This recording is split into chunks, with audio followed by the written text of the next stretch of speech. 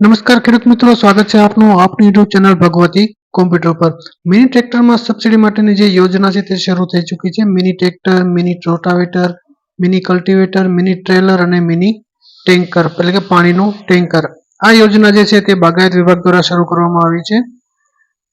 આ યોજના હેઠળ મિની ટ્રેક્ટર એટલે કે 20 હોર્સ પાવર સુધીનું મિની ટ્રેક્ટર, એની સાથે મિની તમે રોટાવેટર, કલ્ટિવેટર, ટ્રેલર અને પાણીનું ટેન્કર આ યોજનામાં 8/5/2025 થી 31/5 સુધી તમે અરજી કરી શકો છો। જેમાં 20 હોર્સ પાવરનું ટ્રેક્ટર છે, કલ્ટિવેટર છે, રોટાવેટર છે, પછી મિની ટ્રોલી છે અને મિની પાણીનું ટાંકો છે। આ બાગાયત વિભાગ દ્વારા યોજનાની જાહેરાત કરવામાં આવી છે। જો ઘટકની વિશે વધારે માહિતી મેળવીએ તો 20 હોર્સ પાવર સુધીનું જે ટ્રેક્ટર છે તેમાં એકમ ખર્ચે એટલે કે જે ટ્રેક્ટર છે તેનો ખર્ચ 3 લાખ રૂપિયાનો અંદાજે આપેલો છે। તેમાં સહાયની વાત કરીએ તો સામાન્ય જાતિના ખેડૂતને ખર્ચના 25% અથવા મહત્તમ 75,000 રૂપિયા અને અનુસૂચિત જાતિ અથવા અનુસૂચિત જનજાતિના ખેડૂત હોય તો તેને ખર્ચના 50% અથવા મહત્તમ 1.25 લાખ રૂપિયા, બેમાંથી જે ઓછું હોય તે મળવાપાત્ર રહેશે। રોટાવેટરની વાત કરીએ તો એકમ ખર્ચ અંદાજે અહીંયા આપેલો છે 80,000 રૂપિયા, જેમાં સામાન્ય ખેડૂતને 50% અથવા 40,000 રૂપિયા અને અનુસૂચિત જાતિ અથવા અનુસૂચિત જનજાતિના ખેડૂત હોય તો તેને 75% અથવા 60,000 રૂપિયા, બેમાંથી જે ઓછું હોય તે મળવાપાત્ર રહેશે।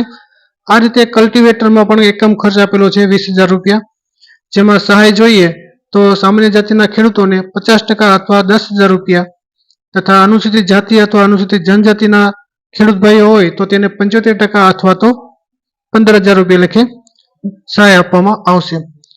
ટ્રેલરમાં જોઈએ તો મિની ટ્રેલરની જે અંદાજિત રકમ આપેલી છે અહીંયા 80,000 રૂપિયા આપેલી છે। એમાં સામાન્ય ખેડૂત માટે 50% અથવા 40,000 રૂપિયા અને અનુસૂચિત જાતિ અને અનુસૂચિત જનજાતિના ખેડૂત ભાઈઓ હોય તો તેના માટે 75% અથવા 60,000 રૂપિયા, બેમાંથી જે ઓછું હોય તે સહાય મળવાપાત્ર છે।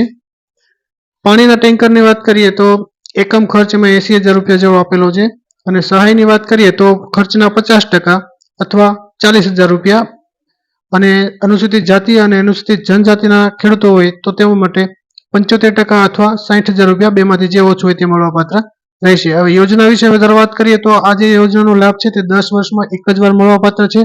એટલે કે ટ્રેક્ટર તમે જો આજે લેવો છો તો હવે 2025 ચાલે છે એટલે 2035 પછી તમે બીજા ટ્રેક્ટર માટે એપ્લાય કરી શકો। આ દરેક વસ્તુ છે તે 10 વર્ષ માટે 10 વર્ષમાં એક જ વખત મળવાપાત્ર છે। અરજદાર દ્વારા જે કિસ્સામાં સાધનની ખરીદી કર્યા તારીખ એટલે કે અહીંયા એવું કીધું છે કે જો તમે નાણાકીય વર્ષ અત્યારે જે 25-26 ચાલુ છે તેમાં ખરીદી કરી લીધો છે તો પણ ચાલશે, અથવા તમને મંજૂરી મળ્યા બાદ ઓનલાઈન ફોર્મ ભર્યા બાદ મંજૂરી મળે ત્યાર પછી ખરીદી કરો તો પણ ચાલશે।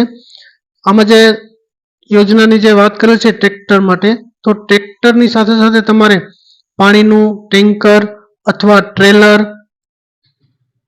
અથવા